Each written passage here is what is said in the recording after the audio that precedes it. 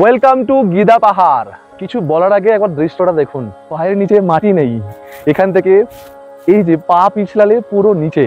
চুপ করে বসে এই ভিডিওটা দেখুন আর মজা নিন। এই দেখুন, এখান থেকে পড়লেই একদম ছবি।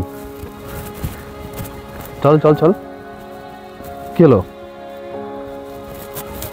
কার্শিয়াং শহর থেকে গিদা পাহাড় মাত্র 20 মিনিটের।